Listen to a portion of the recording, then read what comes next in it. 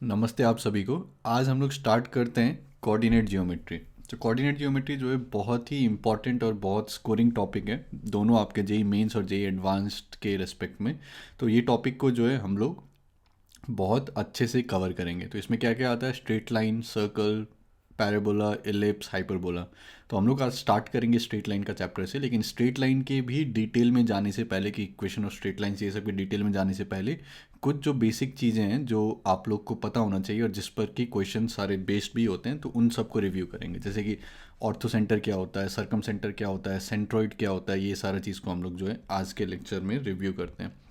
तो सबसे पहले तो ये कोऑर्डिनेट सिस्टम, ये सारा स्टार्ट कहाँ से हुआ। तो एक मैथमेटिशियन थे, फिलोसोफर थे, रेने डिकार्ट। तो ये एक बार ऐसे ही बेड पे लेटे हुए थे अपने और ऊपर देख रहे थे। तो ऊपर में या फिर कोई एक दीवार देख रहे थे, तो वो दीवार में जो है एक चींटी चल रहा था। ठीक है, तो वो चींटी जो चल रहा था, तो रेने डेकार्ट ने सोचा कि इसको मैं मैथमेटिकली कैसे बताऊंगा, मतलब अपने कोई भी दोस्त वगैरह जो है उनको मैं मैथमेटिकली बता पाऊँ कि ये चींटी का पाथ उसने क्या लिया, मतलब कहाँ से कहाँ गया, कहाँ से कहाँ गया, कैसे गया, तो उसको मैथमेटिकली कैसे डिस्क्राइब किया जाए। तो फिर रेने डेकार्ट ने क्या सोचा कि जो भी दीवार को वो देख रहे हैं, तो उसका जो कॉर्नर है उसको मैं ओरिजिन मान लेता हूँ। फिर वहाँ से मैं बस उसका डिस्टेंस कैलकुलेट करूँगा। ठीक है, तो वो जो सिस्टम वहाँ से स्टार्ट हुआ है, उसी को जो है फिर फॉर्मली ये सारा सिस्टम जो डेवलप हुआ है, फिर उसको जो है कार्टेशियन सिस्टम कहते हैं।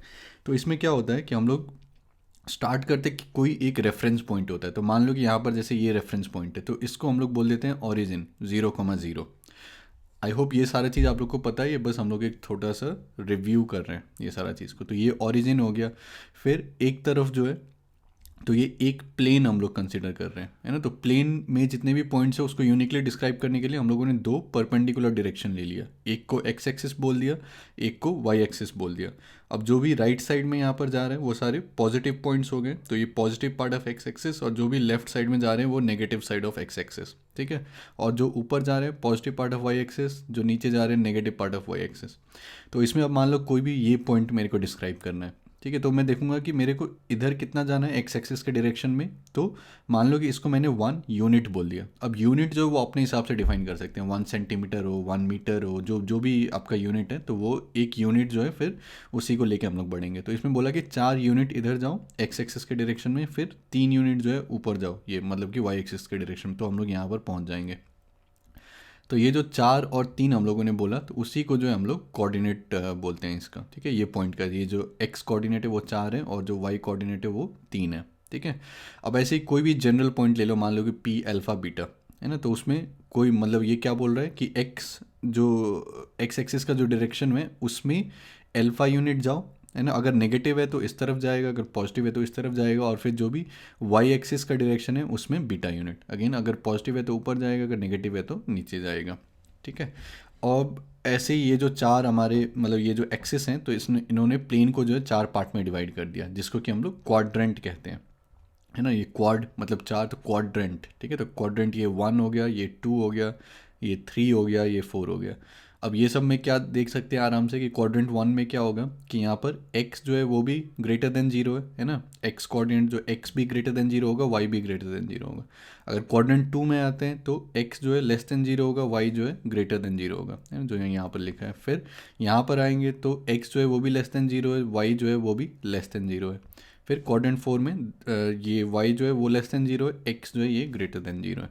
ठीक है, अब इसी में जो है बेसिक अपना लॉजिक लगा के, तो कोई भी पॉइंट अगर एक्स एक्सिस पर है ना, तो उसमें क्या कर रहे हैं हम लोग कि बस एक्स एक्सिस के डायरेक्शन में चल रहे हैं, है ना। तो वाई एक्सिस के डायरेक्शन में उसका कुछ भी पार्ट नहीं होगा। तो एक्स एक्सिस में जो भी पॉइंट लाई करेगा उसका वाई कोऑर्डिनेट क्या होगा, जीरो, है ना। तो हम लोग क्या लिख सकते हैं, अल्फा कमा जीरो, है ना। जो भी यहाँ पर लाई करेगा अल्फा कमा जीरो। अब कोई भी पॉइंट अगर वाई एक्सिस पर लाई कर रहा है तो क्या होगा, उसका एक्स एक्सिस वाला जो पार्ट होगा वो जीरो हो जाएगा, तो एक्स कोऑर्डिनेट जो होगा वो जीरो हो जाएगा, तो जीरो कमा समथिंग, है ना। जीरो को जैसे ये पॉइंट करना है तो 1,0 है, ये पॉइंट जो ये 0,1 है, एंड सो ऑन। फिर इसी तरीके से मान लो और कुछ चीज़ें हैं, तो ये distance of a point P alpha comma beta from y axis, है ना। तो कोई भी पॉइंट ये है पी, मान लो अल्फा कॉमा बीटा, है ना। तो इसका ये डिस्टेंस क्या होगा, मॉड ऑफ अल्फा, है ना। हो सकता है कि अल्फा नेगेटिव हो, है ना। जैसे मान लो कि ये -3 है अल्फा यहाँ पर, तो डिस्टेंस क्या हो जाएगा, मॉड ऑफ -3 जो कि 3 हो जाएगा। और इसका ये जो डिस्टेंस है एक्स एक्सिस से ये डिस्टेंस क्या हो जाएगा, ये मॉड ऑफ बीटा हो जाएगा, है ना। मतलब कि एक्स कोऑर्डिनेट जो भी है उसका मॉड लेंगे तो फिर वाई एक्सिस से डिस्टेंस आ जाएगा, जो भी ये हमारा वाई कोऑर्डिनेट है उसका हम लोग मॉड लेंगे तब फिर एक्स एक्सिस से जो है हम लोग का डिस्टेंस आ जाएगा, ठीक है। तो ये जो ये हम लोग का यहाँ पर है। अब ऐसे ही मान लो कि कोई एक मतलब ये एक्स एक्सिस पर एक पॉइंट कोई भी है अल्फ़ा कॉमा ज़ीरो, दूसरा पॉइंट है बीटा कॉमा ज़ीरो, तो ये दोनों के बीच में डिस्टेंस क्या होगा, तो ये अल्फ़ा हो गया, ये बीटा हो गया, तो mod of alpha minus beta, ठीक है। इसमें क्या होगा कि अगर मान लो अल्फ़ा पॉजिटिव है ना, ये मान लो कि 2,0 है, ये मान लो मेरा -3,0 है, तो इसमें क्या होगा 2 माइनस ऑफ -3, तो फिर वो ऐड हो जाएगा तो +5, है ना। और अगर मान लो कि यहाँ पर कोई पॉइंट रहता 1,0 रहता मान लो, तो उसमें क्या हो जाता 2 माइनस 1, तो वो 1 आ जाता, ठीक है। तो ये सब कुछ बेसिक चीज़ें हैं। फिर मान लो इस टाइप से कुछ रेक्टेंगल है, ठीक है, तो यहाँ पर इसको मान लो कि मैं अल्फ़ा कह रहा हूँ और फिर ये जो है ये बीटा है, तो ये पॉइंट क्या हो जाएगा अल्फ़ा कॉमा बीटा, है ना। अगर यहाँ से नीचे जाएंगे तो अल्फ़ा कॉमा माइनस बीटा, ठीक है। फिर ऐसे ही मैं माइनस अल्फ़ा इधर जाऊँ, माइनस अल्फ़ा कॉमा बीटा, फिर ये minus alpha comma minus beta, ठीक है। तो इस हिसाब से जो है हम लोग सोच सकते हैं। फिर नेक्स्ट आप लोगों ने ये सब पढ़ा होगा डिस्टेंस फार्मूला कि कोई भी दो पॉइंट है, मान लो एक पॉइंट है P x1 y1, दूसरा पॉइंट है Q x2 y2, ठीक है। तो इसका पूरा डेरिवेशन में मैं नहीं जा रहा हूँ, आप लोग चाहो तो देख सकते हो, काफ़ी सिंपल ही है। तो इसमें ये जो डिस्टेंस होगा ये क्या आ जाएगा, PQ क्या आ जाएगा, square root of x2 minus x1 का square plus y2 minus y1 का स्क्वायर, ठीक है। इसको डिराइव कैसे करना है अगर खुद से देख सकते हो, तो यहाँ से परपेंडिकुलर ड्रॉप डालो, यहाँ से परपेंडिकुलर ड्रॉप डालो, यहाँ पर इसको परपेंडिकुलर डालो, तो ये x1 हो जाएगा, ये x2, तो ये x2 माइनस x1 हो गया, ये भी x2 माइनस x1 हो जाएगा, ये आपका ये y1 है तो ये भी y1, तो ये y2 माइनस y1, तो ये यहाँ से आ जाएगा, ठीक है। तो यहाँ पर देख सकते हो डेरिवेशन, तो ये बस डिस्टेंस बिटवीन टू पॉइंट्स है, तो x2 माइनस x1 का whole square plus y2 minus y1 का होल स्क्वायर, है ना, उसका स्क्वायर रूट। फिर इसी में मान लो एक पॉइंट को मैं ओरिजिन फिक्स कर दूँ, ठीक है। एक पॉइंट जो है मान लो 0 0 है, ठीक है। तो कोई भी पॉइंट x कॉमा वाई है तो उसका ओरिजिन से डिस्टेंस क्या हो जाएगा, square root of x minus zero का स्क्वायर मतलब कि x square plus y minus zero का स्क्वायर मतलब कि y स्क्वायर, ठीक है। तो डिस्टेंस फ्रॉम ओरिजिन जो है ये हो जाएगा सिंपल। तो मान लो कोई भी दो पॉइंट है, ये एक पॉइंट है 2,3, एक पॉइंट है 3,4, तो इसका डिस्टेंस क्या हो जाएगा PQ square root of 3 minus 2 मतलब 1 का स्क्वायर प्लस 4 माइनस 3 का स्क्वायर, है ना। तो स्क्वायर रूट ऑफ 1 प्लस 1 तो स्क्वायर रूट ऑफ 2 हो जाएगा ये डिस्टेंस। तो ये सब बस बेसिक कुछ रिव्यू कर रहे हैं। तो नेक्स्ट ये सेक्शन फार्मूला भी आई होप आप लोग को पता होगा। तो इसमें क्या है हम लोगों का, मान लो कि दो पॉइंट्स दिए गए, एक पॉइंट ये हो गया A जिसका कोऑर्डिनेट है x1 y1, दूसरा पॉइंट है ये B x2 y2। तो ये इसमें बीच में मान लो कोई भी एक पॉइंट है P x, y जो कि इसको डिवाइड कर रहा है m1:m2 के रेशियो में, ठीक है। तो ये PA बाई PB जो होगा वो m1/m2 हो जाएगा, ठीक है।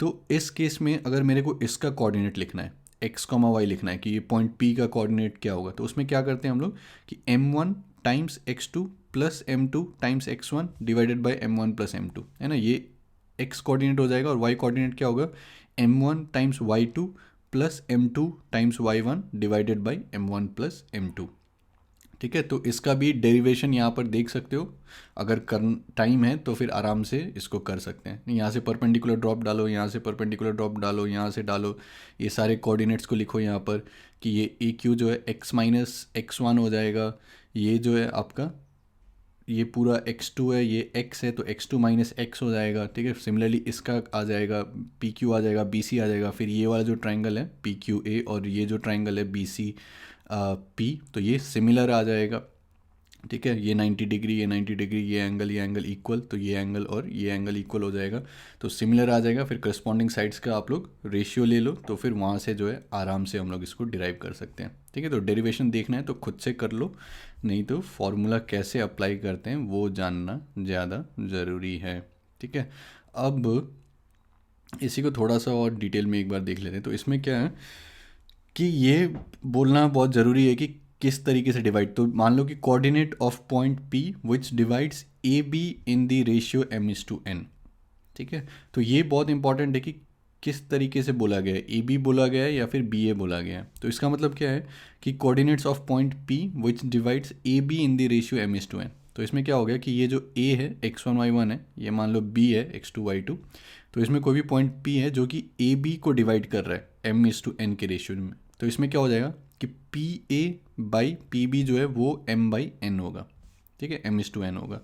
अगर सेम चीज़ मैं इस तरीके से बोलूँ कि coordinate of point P which divides BA in the ratio m/n, BA in the ratio m/n, तो उसमें क्या हो जाएगा कि ये जो PB वाला साइड है वो m हो जाएगा और ये PA वाला साइड जो है वो n हो जाएगा, ठीक है। तो इसको हमेशा ध्यान रखना कि किस ऑर्डर में बोला गया। अगर P divides AB in the ratio बोला गया m/n, तब फिर PA वाला जो पार्ट होगा वो m हो जाएगा और PB वाला जो पार्ट है उसमें n हो जाएगा, ठीक है। और ये अगर coordinates of point P which divides BA in the ratio m/n बोला गया, तब फिर ये जो B वाला साइड है उसमें m आ जाएगा और फिर ये जो A वाला है इधर n आ जाएगा, ठीक है। और फिर जब इस टाइप से लिख दिया, तब फिर अगर इसका बस करना है तो क्या करना है कि रिवर्स, मतलब अगर m A के तरफ लिखा हुआ है तो B के साथ मल्टीप्लाई करना है, तो m times x2 plus n times x1 divided by m plus n। Similarly m times y2 plus n times y1 divided by m plus n, ठीक है। यहाँ पर क्या हो जाएगा कि ये यहाँ पर जाएगा तो m times x1 plus n times x2 divided by m plus n, है ना, m times y1 plus n times y2 divided by m plus n, ठीक है। अब कुछ एक एग्जांपल देख लेते हैं। तो इसमें क्या बोल रहा है, a जो है 2/3 है, b जो है 3/4 है, ठीक है। तो p divides ab in the ratio 1:2। तो इसमें पॉइंट p का क्या आ जाएगा, this into this 1:3 plus 2:2, 1:3 plus 2:2 divided by 1 plus 2 3, है ना। तो ये आ जाएगा p का, तो 3 + 4 7, 7/3 आ जाएगा। और फिर y कोऑर्डिनेट क्या आ जाएगा, दिस इंटू दिस, मतलब 1:4 प्लस 2:3, तो 4 + 6 10 डिवाइडेड बाई 2 + 1 3, ठीक है। तो ये आ जाएगा। फिर मान लो इसमें क्या बोल रहा है कि q divides BA in the ratio 1:2, ठीक है। तो q divides BA in the ratio 1:2, तो इसमें क्या हो जाएगा कि b वाला जो पार्ट होगा यहाँ पर 1 आ जाएगा, यहाँ पर 2 आ जाएगा। तो 2 × 3 6 प्लस 1 × 2 8 डिवाइडेड बाई 3, ठीक है। तो x कोऑर्डिनेट हो जाएगा, y कोऑर्डिनेट क्या हो जाएगा, 2 × 4 8 प्लस 1 × 3 11 डिवाइडेड बाई 2 + 1 3, ठीक है। तो इस टाइप से जो है आराम से हम लोग निकाल सकते हैं, ठीक है। फिर इसी में क्या होता है, हमारा ये जो इंटरनल डिवीजन हो गया, अब इसी में अगर एक्सटर्नल डिवीजन हो रहा है तो उसमें क्या होता है कि जैसे मान लो ये बोला है P divides AB externally in the ratio 3:5, ठीक है। तो मान लो कि एक पॉइंट है A x1, y1, दूसरा पॉइंट है B x2, y2, ठीक है। और इसमें क्या बोल रहा है कि कोई भी एक पॉइंट P है जो कि इसको एक्सटर्नली डिवाइड कर रहा है, मतलब कि AB के बाहर लाई कर रहा है ये पॉइंट, ठीक है। एक्सटर्नली डिवाइड कर रहा है 3:5 के रेशियो में AB को। तो इसमें क्या होगा कि A वाला जो साइड होगा, मतलब P का PA/PB जो होगा वो 3/5 होगा, ठीक है। तो ये वाला मतलब क्या है, तो इसमें 3 छोटा है 5 से, तो इसका मतलब यहाँ पर नज़दीक होना चाहिए इसके, है ना। तो P जो है इस साइड लाई करेगा। अब सेम चीज़ ये बोल देता कि P divides AB externally in the ratio 5:3, तो इसमें क्या हो गया कि P का जो है A से डिस्टेंस जो है वो 5 यूनिट, मतलब उस रेशियो में होना चाहिए, ठीक है। तो यहाँ पर जो है ये 5 यूनिट होना चाहिए, ये जो है ये 3 होना चाहिए, ठीक है। तो इसमें मैंने यूनिट बोल दिया, लेकिन एग्जैक्ट यूनिट नहीं, मतलब कि जितना भी, अगर मैं इसको 5K बोलता हूँ, PA को 5K बोलता हूँ, तो PB जो है वो 3K होना चाहिए, है ना। उस हिसाब से सोच सकते हो। तो इस केस में क्या था कि PA जो है वो छोटा था, है ना, 3:5 का था, तो P जो है इसके बगल में लाई कर, मतलब इससे नज़दीक में लाई करेगा, A के नज़दीक में। यहाँ पर क्या था, PA जो है वो 5 था, PB जो है वो 3, है ना। तो ये जो है B के नज़दीक में लाई करेगा, ठीक है। तो इस हिसाब से सोच सकते हैं कि इधर लाई करेगा या फिर इधर लाई करेगा। तो इसमें अब कोऑर्डिनेट लिखने का क्या तरीका है कि कोई भी एक को जो है माइनस बोल सकते हो।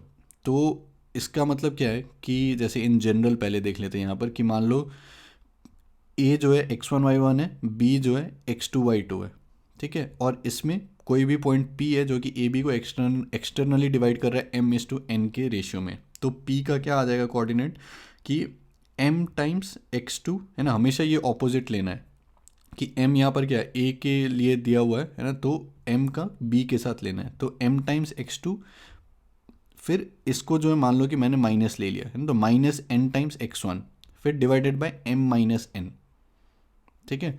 इसमें हम लोग इसको भी माइनस ले सकते थे कि -m times x2 plus n times x1 divided by -m plus n, ठीक है। तो सेम ही चीज़ आता, तो कोई भी एक को माइनस ले सकते हैं। फिर यहाँ पर क्या आ जाएगा, m times y2 minus n times y1 divided by m-n, ठीक है। तो इस हिसाब से कोई भी एक को जो है माइनस ले सकते हैं, ठीक है। यूज़ वन ऑफ m और n विथ नेगेटिव साइन। तो इस केस में क्या आ जाता कि 3 times x2 minus 5 times x1 divided by 3 minus 5, या फिर 3 times y2 minus 5 times y1 divided by 3 minus 5, ठीक है। तो इस हिसाब से हम लोग कर सकते हैं, ठीक है। तो यही फंडा हो गया एक्सटर्नल डिवीजन का। एग्जाम्पल देख लेते हैं यहाँ पर। तो मान लो कि ये पॉइंट दिया हुआ है, इसमें क्या बोला है, P divides A B internally in the ratio 1:2। तो A 2 3 दिया हुआ है, B 3 4 दिया हुआ है, 1:2 के रेशियो में डिवाइड कर रहा है। तो P का क्या आ जाएगा, 1 × 3, 3 + 4, है ना। तो 7/1 + 2, 7/3, और फिर सेम चीज़ y कोऑर्डिनेट के लिए कि 1 × 4, 4 + 6, 10/1 + 2, 3, ठीक है। तो यहाँ से इसका आ जाएगा। अब इसमें मान लो ये बोला गया कि P divides A B externally in the ratio 1:2। तो ए के साइड में 1 है तो फिर इसके नज़दीक लाई करेगा, है ना। तो इधर कहीं लाई करेगा, और फिर 1:2 के रेशियो में। तो 1 × 3 माइनस 2 × 2, ठीक है। तो 3 - 4 डिवाइडेड बाई 1 - 2, ठीक है। तो 1 आ जाएगा। फिर 1 × 4 माइनस 2 × 3 डिवाइडेड बाई 1 - 2, ठीक है। तो यहाँ पर 2 आ जाएगा। तो इस टाइप से हम लोग निकाल सकते हैं।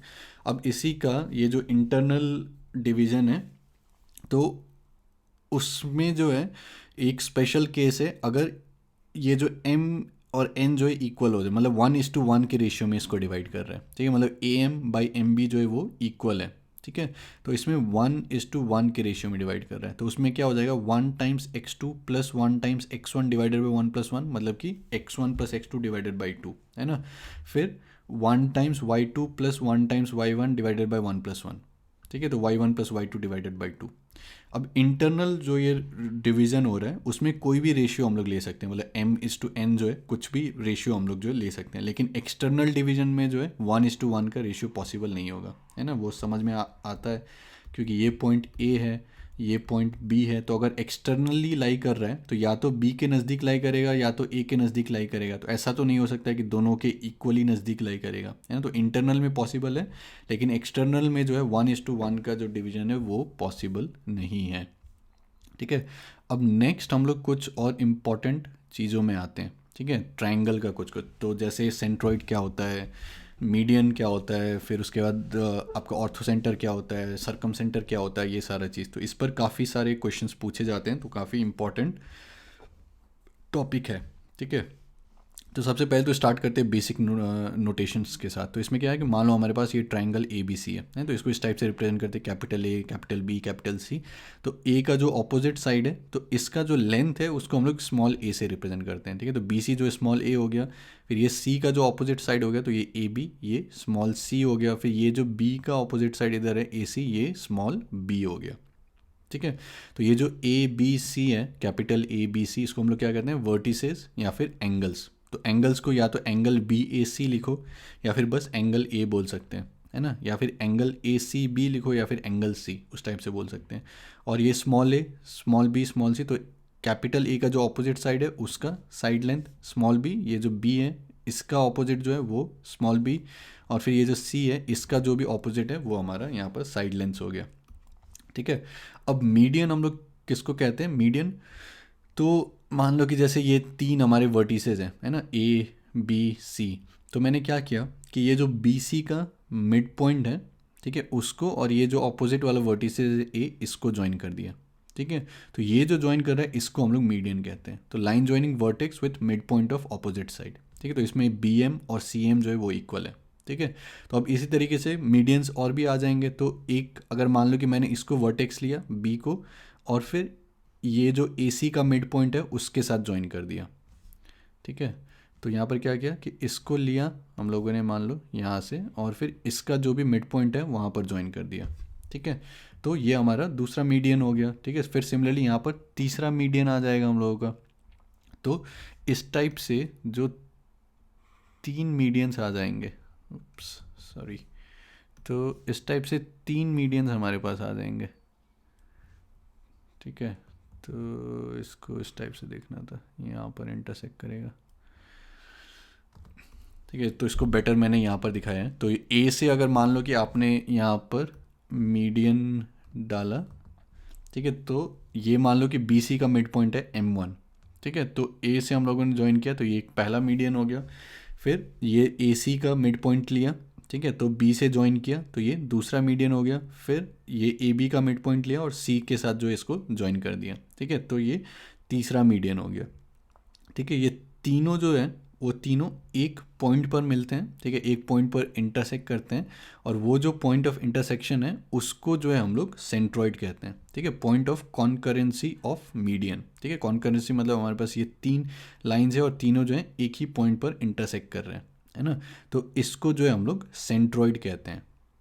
ठीक है, तो कुछ कुछ जो प्रॉपर्टीज़ हैं वो भी याद रखना है। तो एक तो ये याद रखना है कि सेंट्रॉइड क्या हो गया, कि जहाँ पर भी मतलब मीडियंस, तो सबसे पहले क्या करना है, मीडियन क्या होता है, तो ये जो वर्टिसेज है उससे अगर मैं ऑपोजिट साइड का जो भी मिड पॉइंट है उसको ज्वाइन कर दूँ तो ये मीडियन हो गया। ठीक है, फिर ये जो तीनों मीडियंस हो गए, ये जहाँ पर इंटरसेक्ट कर रहे हैं उसको हम लोग सेंट्रॉइड कहते हैं। ठीक है, फिर और याद रखने वाली क्या बात है कि ये जो सेंट्रॉइड है ये मीडियन को 2:1 के रेशियो में डिवाइड करता है। तो इसमें जैसे ये हमारा सेंट्रॉइड हो गया जी, है ना, तो ये मीडियन है हमारा, तो ये AG:GM1 जो होगा वो 2:1 हो जाएगा। ठीक है, तो इसको अगर 2 बोल रहे हैं तो ये 1 हो जाएगा। फिर सिमिलरली ये जो BG:GM2 है वो 2:1। ठीक है, फिर सिमिलरली इधर भी कि ये जो 2 ये 1। ठीक है, तो मीडियन को जो ये 2:1 के रेशियो में डिवाइड करता है। ठीक है, और जानने वाली क्या क्या प्रॉपर्टीज़ हैं कि ये जो मीडियन है ये इसको दो इक्वल पार्ट्स में डिवाइड करता है। मतलब कि ये वाला जो भी ट्राइंगल है हमारा, ट्राइंगल ABM लेट्स से, और फिर ये जो ट्राइंगल AMC है, तो ये दोनों का एरिया जो होगा वो इक्वल होगा। तो each median divides the area of triangle in half. ठीक है, तो ये इंपॉर्टेंट है ये सब चीज़। फिर the 3 medians divide the triangle into 6 equal parts. ठीक है, तो ये सबको अगर मैं थोड़ा देर के लिए हटा दूँ, यहाँ पर देख सकते हो कि ये 6 पार्ट्स में डिवाइड हो रहा है। ठीक है, तो ये सारे पार्ट्स को अगर मैं बोलूँ तो ये मान लो कि पहला पार्ट है, सही से नहीं, तो ये मान लो कि ये पहला पार्ट है, ये दूसरा पार्ट है, ये तीसरा पार्ट है, ये हमारा चौथा पार्ट है, ये पांचवा पार्ट है, और फिर ये जो ये छठा पार्ट है। ठीक है, और ये सारे के सारे जो होंगे इक्वल होंगे, मतलब कि ये सबका एरिया जो होगा वो इक्वल होगा। तो the 3 medians divide the triangle into 6 triangles which have the same area. ठीक है, तो ये सारे ट्राइंगल्स जो होंगे उसके एरिया जो हैं वो इक्वल होंगे। ठीक है, ये सारी चीज़ हम लोग प्रूव नहीं कर रहे हैं, लेकिन रिजल्ट्स जो हैं ये इंपॉर्टेंट है। ठीक है, और फिर इसमें हम लोग क्या बोल सकते हैं कि ये अगर ये सारे इक्वल हैं तो इसका मतलब क्या हो गया कि अगर मैं 1+6 करूँ, है ना, 1+6 करूँ, this will be equal to 4+5, है ना, 4+5, मतलब कि ये जो एरिया है, ये जो एरिया है, this will be equal to 2+3, है ना, इस टाइप से बोल सकते हैं। तो इसमें क्या बोल सकते हैं हम लोग कि ये मान लो हम लोगों का ट्राइंगल है। ठीक है, समझ लो कि ये मैंने सीधा कुछ बनाया है यहाँ पर। ठीक है, तो इस टाइप से मान लो कि ट्राइंगल है हम लोगों का, है ना, तो इसमें मान लो कि बीच में जो है हमारा कहीं पर सेंट्रॉइड है। ठीक है, यहाँ पर मान लो सेंट्रॉइड है कहीं पर, तो ये सेंट्रॉइड जो है ट्राइंगल को 3 इक्वल पार्ट्स में डिवाइड कर देगा। ठीक है, तो ये अगर सेंट्रॉइड है तो फिर ये जो भी रीजन 1 आया है, रीजन 2 आया है, रीजन 3 आया है, ये तीनों का एरिया जो होगा वो इक्वल होगा। ठीक है, तो centroid divides a triangle into 3 equal areas. ठीक है, तो ये काफ़ी इंपॉर्टेंट पॉइंट है। तो इस पर इस टाइप के क्वेश्चन आ सकते हैं कि डायरेक्टली उसने नहीं बोला कि सेंट्रॉइड आपको निकालना है। ठीक है, उसने ऐसा बोल दिया कि ऐसा पॉइंट निकालो ट्राइंगल के अंदर जो कि ट्राइंगल को 3 इक्वल पार्ट्स में डिवाइड करता है। ठीक है, तो आपको समझ जाना है कि वो सेंट्रॉइड के बारे में बात कर रहे हैं। ठीक है, तो उस टाइप से जो है हम लोग मतलब क्वेश्चन पूछा जा सकता है। तो अब जैसे सेंट्रॉइड हो गया, वैसे ही कुछ और चीज़ें हैं जो कि हम लोग को पता रहना चाहिए। तो नेक्स्ट आता है ऑर्थो सेंटर। ठीक है, तो ऑर्थो सेंटर क्या होता है कि अगर मान लो मैंने ये साइड मतलब ये वर्टेक्स लिया, ठीक है, ए, और ये जो दूसरा साइड है उसके ऊपर मैंने परपेंडिकुलर ड्रॉप डाल दिया। ठीक है, यहाँ से मैंने परपेंडिकुलर ड्रॉप डाल दिया। फिर मैंने ये वर्टेक्स लिया बी, फिर यहाँ से जो मैंने ये जो दूसरा साइड है इसके ऊपर परपेंडिकुलर ड्रॉप डाल दिया। फिर मैंने ये सी लिया, फिर यहाँ से ये जो तीसरा साइड है इसके ऊपर परपेंडिकुलर ड्रॉप डाल दिया। तो ये जो परपेंडिकुलर ड्रॉप है इसको हम लोग एल्टीट्यूड बोलते हैं। ठीक है। तो ये जो ए डी है ये एल्टीट्यूड है, ये बी ई एल्टीट्यूड है, ये सी एफ एल्टीट्यूड है। तो ये तीनों भी कॉन्करेंट होगा, मतलब कि एक पॉइंट पर इंटरसेक्ट करेगा, ठीक है। और वो जो पॉइंट होगा जहाँ पर इंटरसेक्ट करेगा उसको जो है हम लोग ऑर्थो सेंटर बोलते हैं, ठीक है। इसको जो हम लोग एच से डिनोट कर रहे हैं, तो जैसे सेंट्रॉइड को हम लोगों ने जी से डिनोट किया था, ऑर्थो सेंटर को जो है एच से डिनोट कर रहे हैं। तो अलग अलग बुक्स में देखोगे तो अलग अलग नोटेशन मिल सकता है, लेकिन जो भी नोटेशन एक बार तुम लोग स्टार्ट कर दोगे यूज़ करना तो उसी को जो है कंसिस्टेंटली यूज़ करते रहना है। तो यहाँ पर हम लोग जी को सेंट्रॉइड बोलेंगे, ऑर्थो सेंटर को जो है हम लोग एच बोलेंगे, और फिर आगे देखेंगे सर्कम सेंटर, उसको जो है हम लोग ओ बोलेंगे, ठीक है।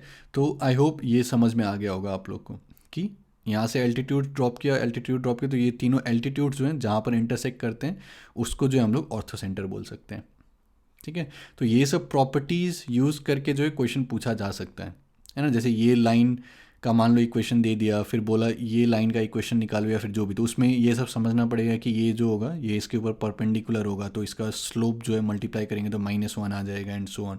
तो उस टाइप से जो है पता रहना चाहिए, ठीक है। आगे हम लोग क्वेश्चंस देखेंगे।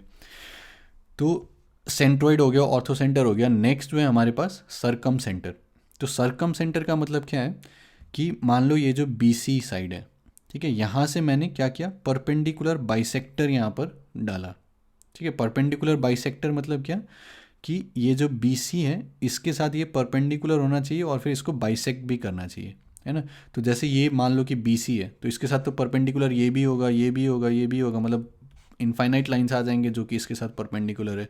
लेकिन परपेंडिकुलर बाइसेक्टर किसको बोलेंगे, जो कि इसको एग्जैक्टली यहाँ मतलब मिड पॉइंट से पास कर रहा है यहाँ पर, है ना, मतलब कि इसको बाइसेक्ट कर रहा है, ठीक है।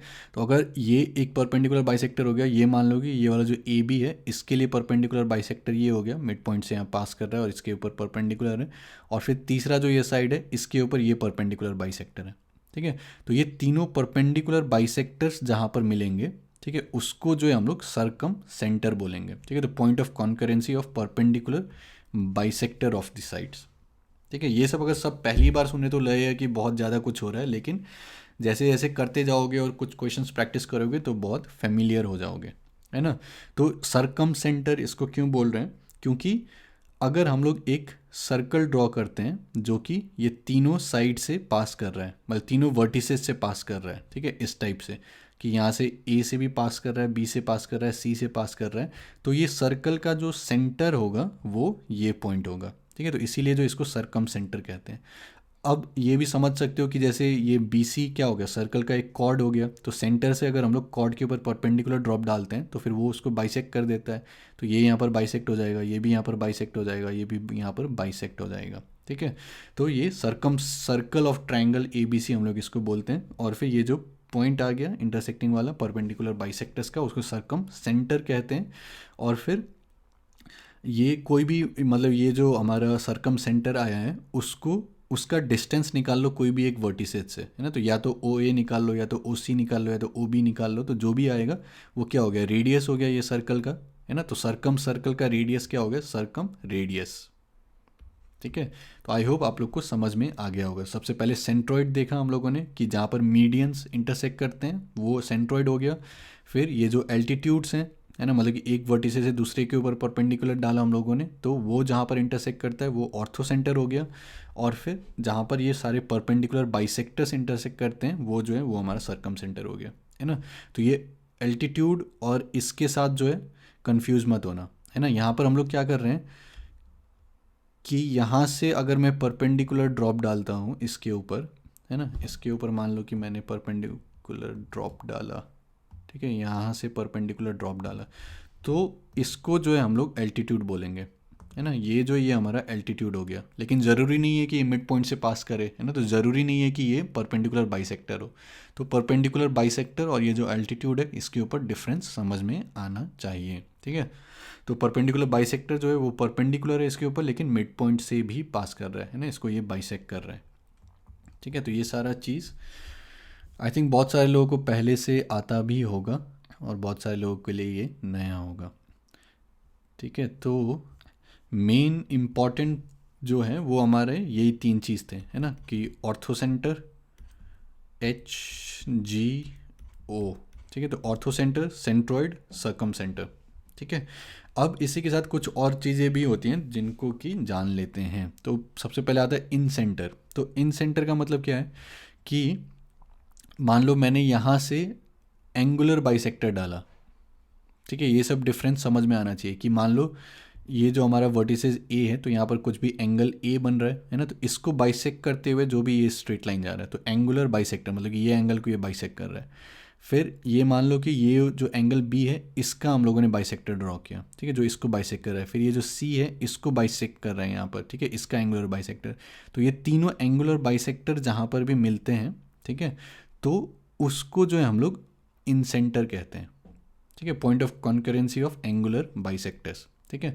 तो इसको इन सेंटर क्यों बोल रहे हैं, क्योंकि ये मान लो ट्राइंगल ए बी सी है, ठीक है, तो ये तीनों को टच करते हुए जो भी सर्कल बनेगा उसका जो सेंटर होगा वो ये होगा, ठीक है, ये जो इन सेंटर हम लोग निकाल रहे हैं, ठीक है। तो वो बाद में हम लोग ये सब भी देखेंगे कि ये पॉइंट से क्या कर रहे हैं, हम लोग टेंजेंट को ड्रॉ कर रहे हैं, तो ये सेंटर से जो भी इसको ज्वाइन करेगा, है ना, इसको जो भी ज्वाइन करेगा तो वो क्या होगा, एंगुलर बाइसेक्टर होगा, ये इसको बाइसेक्ट करेगा, ठीक है। फिर यहाँ से अगर हम लोग ज्वाइन कर रहे हैं तो ये जो इसको बाइसेक्ट करेगा, यहाँ से अगर ज्वाइन कर रहे हैं तो ये इसको बाइसेक्ट करेगा, ठीक है। तो ये एंगुलर बाइसेक्टर्स जहाँ पर भी मिलेंगे उसको जो है हम लोग इन सेंटर कहते हैं, ठीक है। अब इन रेडियस निकालना है तो क्या करना है कि इन सेंटर से परपेंडिकुलर ड्रॉप डाल दो, है ना, ये टेंजेंट है यहाँ पर, ठीक है, तो परपेंडिकुलर ड्रॉप डाल दो यहाँ पर इसके ऊपर कोई भी एक साइड के ऊपर, तो ये जो रेडियस आएगा उसको इन रेडियस बोलेंगे, है ना। Incircle touches all three sides internally, inradius जो होगा that is distance of incentre from sides, है ना। तो यहाँ से परपेंडिकुलर ड्रॉप डालो तो ये जो भी आएगा ये इन रेडियस हो जाएगा, ठीक है। और क्या प्रॉपर्टीज़ है कि मान लो ये हमारा ए है, ठीक है, ए से मैंने एंगुलर बाइसेक्टर यहाँ पर डाला, ठीक है, ये बी सी पर, तो ये मान लो डी है, तो इसका लेंथ मान लो सी है ना, स्मॉल सी ए बी का, और ये जो है ए सी स्मॉल बी है, ठीक है। तो ये जो एंगुलर बाइसेक्टर होगा ये बी सी को डिवाइड कर देगा, मतलब ये जो डी पॉइंट है ये बी सी को डिवाइड करेगा सी इज टू बी के रेशियो में। तो the angular bisector divides opposite side in the ratio of adjacent sides, ठीक है। तो ये B D is to D C जो होगा वो सी इज टू बी होगा, ठीक है, सी बाई बी। सिमिलरली अगर मैं यहाँ से ड्रॉप डालता हूँ तो बी से ये साइड ए सी पर डाला तो फिर ये क्या हो जाएगा, सी इज टू ए के रेशियो में डिवाइड करेगा, सी इज टू ए के रेशियो में, ठीक है। तो ये सारा चीज़ जो है जानना ज़रूरी है, ठीक है। फिर बस ये समझने के लिए जान लेते हैं, तो ये जेई मेंस में तो नहीं पूछेगा ये एक्स सर्कल्स वगैरह, जेई एडवांस्ड वगैरह में जो है कभी पूछ सकता है, ठीक है। तो सिमिलरली जैसे हम लोगों ने इन सर्कल बोला, ठीक है, तो वैसे ही एक्स सर्कल होता है। तो एक्स सर्कल में क्या होता है कि जैसे ये मान लो ट्राइंगल ए बी सी है ना, तो ये साइड को मैंने और एक्सटेंड कर दिया, ये साइड को मैंने यहाँ पर एक्सटेंड कर दिया, तो जो इस टाइप से ट्राइंगल बनेगा, ठीक है, कि ये ए बी को एक्सटर्नली टच कर रहा है, ए सी को भी यहाँ पर एक्सटर्नली टच कर रहा है, और ये बी सी को यहाँ पर टच कर रहा है, ठीक है। तो इस टाइप से जो भी सर्कल बनेगा ये एक एक्स सर्कल हो गया। फिर यहाँ पर एक एक्स सर्कल बनेगा, है ना, ये हमारा एक एक्स सर्कल बन गया, ठीक है, जो कि इसको टच कर रहा है, इसको टच कर रहा है, इसको टच कर रहा है, ठीक है। फिर सिमिलरली यहाँ पर एक सर्कल बनेगा एक्स सर्कल, तो तीन एक्स सर्कल बन जाएंगे, ठीक है। वैसे ही तीन एक्स सेंटर्स आ जाएंगे, तीन एक्स रेडियाई आ जाएंगे, ठीक है। तो ये बस जानकारी के लिए है, ये उतना समझ में नहीं भी आया तो छोड़ सकते हो इसको, ठीक है, मतलब जेई मेंस के पॉइंट ऑफ व्यू से। तो एक्स सेंटर हमारा क्या कर रहा है, तो इन सेंटर क्या था कि तीनों का इंटरनल, मतलब ये जो एंगल है इसका अगर हम लोग इंटरनल एंगुलर बाइसेक्टर, मतलब ये वाला जो एंगल है इसको जो भी बाइसेक्ट कर रहा है, जहाँ पर भी इंटरसेक्ट कर रहा है वो इन सेंटर होता था, इन सर्कल होता था। तो एक्स सेंटर क्या होगा कि एक का जो है हम लोगों ने इंटरनल एंगल बाइसेक्टर लिया, है ना, कि ये वाला जो एंगल है इसको डिवाइड कर रहा है, और फिर बाकी दो के लिए जो है ये जो बाहर वाला जो भी एंगल है इसका जो बाइसेक्टर्स हैं उसको, ठीक है, तो ये तीनों जहाँ पर इंटरसेक्ट करेगा, मतलब एक के लिए इंटरनल और बाकी दोनों के लिए एक्सटर्नल, ठीक है। तो excentre is point of concurrency of two external angle bisectors and one internal angle bisector, ठीक है। तो ये बस जानकारी के लिए बता दिया, इस पर उतना क्वेश्चन जो है जेई मेंस में जो है पूछना नहीं चाहिए, ठीक है। अब नेक्स्ट जो है कुछ चीज़ें जो जानना ज़रूरी है वो ये है कि सेंट्रोइड और इनसेंटर जो होगा, ठीक है, वो हमेशा सर्कल के अंदर ही लाई करेगा, ठीक है। Centroid and in centre will always lie with in the triangle, है ना। क्यों, मतलब इन सेंटर क्या होगा कि तीनों को टच करते हुए जो अंदर में सर्कल बनेगा, है ना, तो ये तो अंदर ही रहेगा, है ना। इन सेंटर हमेशा अंदर ही रहेगा और फिर जो मीडियंस इंटरसेक्ट करेंगे वो भी अंदर ही इंटरसेक्ट करेंगे, ठीक है। तो सेंट्रॉइड और इन सेंटर जो होगा वो हमेशा ट्राइंगल के अंदर ही लाई करेगा। लेकिन ऑर्थो सेंटर और सरकम सेंटर जो है वो ट्राइंगल के बाहर भी लाई कर सकता है, मे और may not lie with in the triangle. तो इसको कैसे सोच सकते हैं कि ये केस लेते हैं, मान लो राइट एंगल ट्राइंगल है हमारा, ठीक है, बी ए सी इस टाइप से। तो इस केस में क्या होगा, तो सबसे पहले सोचो कि ये कहाँ पर, तो ये हमारा राइट एंगल ट्राइंगल है ना। तो सी ए बी, मान लो कि यहाँ पर हमारा राइट एंगल है। तो इस केस में अगर ऑर्थो सेंटर निकालेंगे तो ऑर्थो सेंटर क्या होगा कि मैं ये जो सी है इससे मैंने ये जो ए बी के ऊपर है परपेंडिकुलर डाला, है ना, परपेंडिकुलर ड्रॉप। तो परपेंडिकुलर ड्रॉप क्या है, यही सी ए है। फिर मैंने बी से जो है इसके ऊपर परपेंडिकुलर ड्रॉप डाला, ठीक है, सी ए के ऊपर। तो फिर ये जहाँ पर इंटरसेक्ट करेगा, है ना, तो ये दोनों पॉइंट्स यहीं पर इंटरसेक्ट कर रहा है, तो ये क्या हो जाएगा, ये जो होगा यही ऑर्थो सेंटर हो जाएगा, है ना। और फिर सरकम सेंटर क्या होगा कि अगर मैं ये तीनों पॉइंट से पास करने वाला सर्कल बनाऊं, है ना, तीनों पॉइंट से पास करने वाला सर्कल बनाऊं, तो अगर ये तीनों पॉइंट सर्कल के ऊपर लाई कर रहे हैं और फिर यहाँ पर जो है एंगल 90 डिग्री बन रहा है, तो ये जो बी सी होगा वो क्या होगा, डायमीटर होगा, है ना। तो बी सी का जो मिड पॉइंट होगा वो क्या होना चाहिए, सरकम सेंटर होना चाहिए, ठीक है। तो ये राइट एंगल ट्राइंगल जो है इसमें क्या हो जाएगा कि ये वाला जो बेस है हमारा यहाँ पर जहाँ पर 90 डिग्री बन रहा है वो ऑर्थो सेंटर हो गया। फिर जो भी ये हाइपोटेनियस है उसका जो मिड पॉइंट होगा वो हमारा सरकम सेंटर बन जाएगा, ठीक है। तो ये जो है ट्रांजिशनल फेज है। तो इसमें क्या होगा कि जैसे हमारे पास मान लो एक्यूट एंगल ट्राइंगल है ना, एक्यूट एंगल ट्राइंगल मतलब सारे एक्यूट एंगल्स हैं यहाँ पर। तो इस केस में क्या होगा कि इस केस में सेंट्रोइड इन सेंटर तो अंदर लाई करेगा ही, इसमें ऑर्थो सेंटर और सरकम सेंटर जो होगा वो भी अंदर ही लाई करेगा, है ना। यहाँ से सर्कल अगर हम लोगों ने बनाया तो फिर ये अंदर ही इसका सेंटर लाई करेगा, ठीक है। फिर अगर मान लो बढ़ाते गए एक एंगल जो है वो 90 डिग्री हो गया हम लोग का, ठीक है। तो इस केस में क्या होगा कि ऑर्थो सेंटर जो होगा वो यहाँ पर आ जाएगा, है ना, और सरकम सेंटर जो होगा ये जो हाइपोटेनियस होगा उसका मिड पॉइंट पर आ जाएगा, ठीक है। अभी भी ट्राइंगल के ऊपर है ये सारा पॉइंट्स, ठीक है। तो H O lies on triangle, है ना, orthocentre and circumcentre. अब मान लो हम लोगों ने ऑब्ट्यूज एंगल ट्राइंगल बना दिया, मतलब एक एंगल जो है वो 90 डिग्री से ज़्यादा हो गया, तो इस केस में क्या हो जाएगा कि अगर सर्कल बनाएंगे वो कुछ इस टाइप से आएगा, ठीक है। तो ये जो हमारा सरकम सेंटर है वो तो बाहर लाई कर गया, ठीक है। अब सिमिलरली अगर मैं ऑर्थो सेंटर के बारे में सोचूं तो ये मान लो कि हमारे पास ऑब्ट्यूज एंगल ट्राइंगल है, ये ए बी सी इस टाइप से है। तो सी से जो है परपेंडिकुलर ड्रॉप डालना है इसके ऊपर, है ना। तो ये ए बी को एक्सटेंड करके सोचो तो मान लो कि यहाँ पर कहीं परपेंडिकुलर ड्रॉप आ रहा होगा, ठीक है।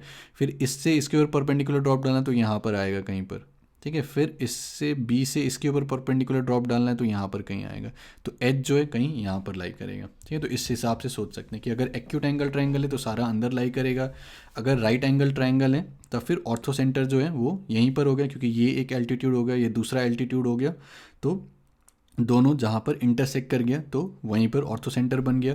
और फिर अगर सर्कल बनाएंगे तो फिर ये जो बी सी होगा ये हमारा डायमीटर हो जाएगा, तो ये बी सी का जो भी मिड पॉइंट होगा वो जो है वो हमारा सरकम सेंटर बन जाएगा, ठीक है। तो इस टाइप से हम लोग सोच सकते हैं कि एक्यूट में तीनों अंदर रहेगा, राइट एंगल के लिए ये रहेगा, और फिर ऑब्ट्यूज हो गया तब फिर बाहर लाई करेगा, ठीक है। तो ये काफ़ी इंपॉर्टेंट है राइट एंगल वाले के लिए कि इस टाइप से दे दिया और बोला ऑर्थो सेंटर निकालो, तो जो भी यहाँ पर जिसका जो भी कोऑर्डिनेट रहेगा वो ऑर्थो सेंटर हो जाएगा। मान लो सी और बी का कोऑर्डिनेट दे दिया, बोला सरकम सेंटर निकालो, तो जो भी इसका मिड पॉइंट होगा वो हमारा सरकम सेंटर हो जाएगा, ठीक है। तो इस टाइप से जो है हम लोग सोच सकते हैं। जो कुछ चीज़ें पता रहनी चाहिए, तो मान लो हमारे पास ये ट्राइंगल है ए बी सी, तो इसमें जो है ए बी का मिड पॉइंट मान लो M1 है, और फिर ये ए सी का मिड पॉइंट जो है M2 है ना, मतलब AM1 इक्वल टू BM1 और फिर AM2 इक्वल टू CM2।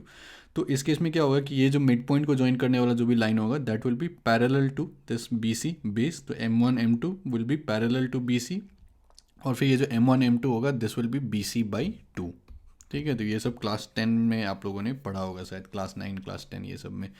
अब नेक्स्ट जो बहुत ही इंपॉर्टेंट पॉइंट है जो बहुत सारी जगह यूज़ होगा, तो जनरली क्या होता है कि ऑर्थो सेंटर है, सेंट्रोइड है, सरकम सेंटर है, तो इसमें क्या होगा कि आपको जनरली तीन में से कोई भी दो पता होगा और फिर कोई एक आपको निकालना है, ठीक है। उस टाइप से जो है क्वेश्चन फ्रेम किया जा सकता है।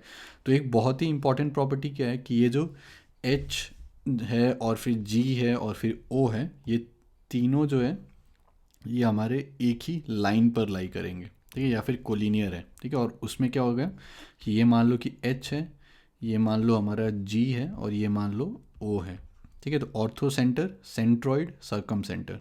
तो ये जो सेंट्रॉइड होगा ये एच ओ को जो है 2:1 के रेशियो में डिवाइड करेगा, ठीक है। तो G divides H O in the ratio of 2:1, ठीक है। तो यहाँ पर कंसिस्टेंट फॉलो करो, मतलब जो भी नोटेशन, तो ऑर्थो सेंटर को हम लोग एच बोल रहे हैं, सेंट्रॉइड को जी बोल रहे हैं, सर्कम सेंटर को ओ बोल रहे हैं, है ना। तो centroid divides orthocentre and circumcentre in the ratio 2:1, ठीक है। तो G divides H O in the ratio 2:1, ठीक है। In triangle H G and O are collinear, ठीक है। तो इसको प्रूव करने का यहाँ पर देख सकते हो, तो इसमें क्या है कि हमारा ट्राइंगल ए बी सी है। तो मान लो कि मैंने ए से जो है परपेंडिकुलर ड्रॉप डाल दिया इसके ऊपर, है ना। तो हमारा क्या होगा कि ऑर्थो सेंटर कहाँ पर लाई करता है कि जहाँ पर भी सारे एल्टीट्यूड्स इंटरसेक्ट करेंगे तो वो हमारा ऑर्थो सेंटर हो जाएगा। तो एच जो है ये एल्टीट्यूड पर कहीं पर लाई करेगा, है ना। फिर मान लो कि ये मिड पॉइंट है हम लोग का एम, ठीक है, बीसी का मिड पॉइंट। तो यहाँ से जो भी परपेंडिकुलर बाइसेक्टर रहेगा, है ना, तो उसके ऊपर कहीं पर हमारा सर्कम सेंटर लाई करेगा। तो मान लो कि यहाँ पर लाई कर रहा है। और फिर ये जो ये हमारा मीडियन है ना, जो यहाँ से इसको ज्वाइन कर रहा है, तो इसके ऊपर कहीं सेंट्रॉइड लाई करेगा, ठीक है। तो ये मान लो ये तीनों जो ये हमारे कोलिनियर है ना। तो ये सभी प्रूव कर सकते हैं, लेकिन उन्हें डिटेल में नहीं जा रहे हैं। तो ये जो एच होगा, जी होगा, ये ओ होगा, ठीक है। तो ये तीनों कोलिनियर होंगे। अब अगर मेरे को इसका रेशियो निकालना है, एच जी बाई जी ओ क्या होगा, तो हम लोग को क्या पता है कि ये ए जी बाई जी एम क्या होगा, ये हमें पता है। क्यों? क्योंकि सेंट्रॉइड जो है इसको डिवाइड करता है 2:1 के रेशियो में मीडियन को। तो वहीं से जो है फिर ये दोनों ट्राइंगल को हम लोग कंपेयर कर सकते हैं। ये जो ए एच जी ट्राइंगल है और एम ओ जी ट्राइंगल है, ये दोनों को कंपेयर कर सकते हैं। तो ये एंगल इक्वल आ जाएगा, ठीक है। फिर ये एंगल इक्वल आएगा, फिर इधर एंगल इक्वल आएगा, ठीक है। तो इसमें हम लोग क्या बोल सकते हैं, दोनों जो है सिमिलर ट्राइंगल्स हैं, ठीक है। फिर करस्पॉन्डिंग साइड्स का रेशियो ले लो, तो एच जी बाई जी ओ जो है वो ए जी बाई जी एम आ जाएगा। तो एच जी बाई जी ओ जो है वो 2:1 के रेशियो में आ जाएगा। तो ये प्रूफ समझ में नहीं भी आया तो कोई बात नहीं, समझोगे तो और अच्छी बात है। लेकिन ये रिजल्ट जो है मेन याद रखना है कि ऑर्थो सेंटर हो गया, ये सर्कम सेंटर हो गया, ये हमारा सेंट्रॉइड हो गया जी। तो ये जी जो है 2:1 के रेशियो में डिवाइड करेगा, ठीक है। तो जनरली जितने भी क्वेश्चंस रहेंगे तो उसमें जो है ये सारा चीज़ जो है इन्वॉल्व हो सकता है, ठीक है। कि कोई भी दो चीज़ दे दिया फिर तीसरा निकालना है एंड सो ऑन। नेक्स्ट और एक चीज़ जो दिमाग में रख सकते हो कि मान लो ये ट्राइंगल ए बी सी है, ठीक है। तो इसके ऑपोजिट का लेंथ, मतलब बी सी का लेंथ स्मॉल ए है, सी के ऑपोजिट तो ये स्मॉल सी है, और फिर इसके ऑपोजिट स्मॉल बी है, ठीक है। तो ये जो भी मीडियन होगा ए एम, ठीक है, तो ये मीडियन का लेंथ क्या होगा, square root of 2 times B square plus C square minus A square divided by 2, ठीक है। तो इसी में मान लो कि मैंने ये बोल दिया कि अगर मैं यहाँ से मीडियन डालूँ, मतलब बी के ऊपर से यहाँ पर मीडियन डालूँ, ठीक है, तो उसमें क्या हो जाएगा, 2 times square root of C square plus A square minus B square divided by 2, ठीक है। सिमेट्री से बोल सकते, अगर मैं सी से यहाँ पर डालूँ, ठीक है, तो मान लो कि जैसे ये बोल दी, तो ये स्ट्रेट लाइन है मान लो, है ना। तो CM3, ठीक है। तो CM3 का लेंथ क्या हो जाएगा, square root of 2 times A square plus B square, A square plus B square minus C square divided by 2, ठीक है। तो इस हिसाब से हम लोग लिख सकते हैं। अब इसका प्रूफ अगर देखना है तो यहाँ पर देख सकते हो, ठीक है, मैंने काफ़ी डिटेल में लिखा है यहाँ पर, तो समझ में आ जाना चाहिए, ठीक है। तो ये याद रख सकते हो, वैसे मेंस वगैरह में पूछना नहीं चाहिए, लेकिन फिर भी याद रखोगे तो कोई ज़्यादा प्रॉब्लम नहीं है। तो इसको प्रूव करने के लिए मैं बहुत ब्रीफली अगर बता दूं यहाँ पर, तो क्या है कि जैसे ये मान लो मिड पॉइंट है मेरा, है ना। तो ये अगर पूरा ए है, ठीक है, तो ये सी एम क्या हो जाएगा, ये a/2 हो जाएगा, ये a/2 हो जाएगा। तो फिर यहाँ से अगर मान लो मैंने परपेंडिकुलर ड्रॉप दिया, इसको मैंने x बोल दिया, ठीक है, तो ये क्या हो जाएगा, a/2 माइनस एक्स हो जाएगा, ठीक है। तो यहाँ से पहले ये वाला जो ट्राइंगल है, तो A P square equal to A P square, तो ए पी स्क्वायर को एक बार यहाँ से निकालो कि दिस, मतलब सी स्क्वायर माइनस दिस यहाँ से, फिर दिस इज इक्वल टू, फिर ये जो ए एम स्क्वायर है माइनस एक्स स्क्वायर, ठीक है। तो एक बार इसको इक्वल करके यहाँ से लिखो, फिर एक बार ए पी को फिर से यहाँ से निकालो और फिर ये जो बड़ा वाला ट्रायंगल है वहाँ से निकाल के इक्वल करो। ठीक है, तो यहाँ से एक्स का वैल्यू आ जाएगा, फिर एक्स को यहाँ पर डाल दो, तो यहाँ से जो है तुम्हारा ए एम का लेंथ आ जाएगा। ठीक है, तो अगर डेरिवेशन करना है तो यहाँ से खुद से कर सकते हो। ठीक है, फिर नेक्स्ट जो है कुछ और देख लेते हैं कि अगर मान लो मेरे पास ये दिया गया है कि ए का कोऑर्डिनेट दिया हुआ है x1 y1, बी का दिया हुआ है x2 y2, सी का दिया हुआ है x3 y3, तो मान लो कि बोला गया कि सेंट्रॉइड जो है उसका कोऑर्डिनेट निकालो। ठीक है, तो वो कैसे निकलेगा, तो उसको कैसे सोच सकते हैं हम लोग कि ये हमारा मीडियन है ना, AM1। तो इसमें क्या हो जाएगा, ये मीडियन है मतलब क्या कि ये मिड पॉइंट है, तो ये दोनों का मिड पॉइंट होना चाहिए। तो x2 plus x3/2 comma y2 plus y3/2। ठीक है, फिर ये हमारा सेंट्रोइड है, तो सेंट्रोइड हम लोग को पता है कि ये जो मीडियन है इसको 2:1 के रेशियो में डिवाइड करेगा। ठीक है, तो बस हो गया यहाँ पर कि ये जो है ये हमारा a आ गया, x1 y1 है ना, फिर हमारा सेंट्रोइड है यहाँ पर g, तो ये 2:1 के रेशियो में डिवाइड कर रहा है, और यहाँ पर m1 का कोऑर्डिनेट आ गया हमारे पास है ना, x2 प्लस x3/2 और फिर y2 प्लस y3/2। तो इसमें अगर g का कोऑर्डिनेट लिखना है तो क्या x कोऑर्डिनेट क्या होगा कि 2 टाइम्स दिस, तो x2 प्लस x3 हो जाएगा, प्लस 1 टाइम्स दिस, तो x1 plus x2 plus x3 divided by 2 plus 1, तो x1 plus x2 plus x3 divided by 3, फिर कॉमा y कोऑर्डिनेट क्या हो जाएगा 2 times this plus 1 times this divided by 2 plus 1, तो y1 plus y2 plus y3 divided by 2 plus 1 3। ठीक है, तो ये जो ये हमारा सेंट्रोइड का कोऑर्डिनेट आ गया। ठीक है, तो ये काफ़ी इंपॉर्टेंट फार्मूला है, ये जो है ये याद होना चाहिए। ठीक है, कि अगर तीनों वर्टिसेस जो है उसका कोऑर्डिनेट्स दे रखा है यहाँ पर और सेंट्रोइड निकालना है, तो सेंट्रोइड क्या आ जाएगा x1 plus x2 plus x3/3 comma y1 plus y2 plus y3/3। ठीक है, इसको शॉर्ट हैंड में अगर लिखना है तो शॉर्ट हैंड में कैसे लिख सकते हैं, summation x/3 comma summation y/3 है ना। तो समेशन x मतलब क्या कि x1 plus x2 plus x3/3, summation y मतलब y1 plus y2 plus y3/3। ठीक है, तो छोटे नोटेशन में अगर लिखना है तो इस हिसाब से लिख सकते हैं। तो जनरली क्या होगा कि इस टाइप से कोऑर्डिनेट कुछ दे दिया गया रहेगा और फिर एक मान लो कुछ ऑर्थो सेंटर दे दिया, फिर सेंट्रोइड आपको निकालने बोलेगा, या फिर मतलब ये जो तीनों चीज़ रहेंगे ortho centre, centroid, circum centre, तो तीनों में से कोई दो पता है, कोई एक निकालना है, उस टाइप से रहता है। ठीक है, या फिर कहीं कहीं पर क्योंकि ये सिंपल फार्मूला है तो इस हिसाब से जो है सेंट्रोइड निकालने बोल सकते हैं, या फिर इस टाइप से बोल दिया कि ये जो ट्रायंगल है तीनों कोऑर्डिनेट्स दे दिया और फिर अंदर में कोई एक ऐसा पॉइंट निकालना है जो कि ट्रायंगल को 3 इक्वल पार्ट्स में डिवाइड करता है, तो वो जो है वो हमारा सेंट्रोइड हो जाएगा, तो वहाँ से इसको डायरेक्टली निकाल सकते हो।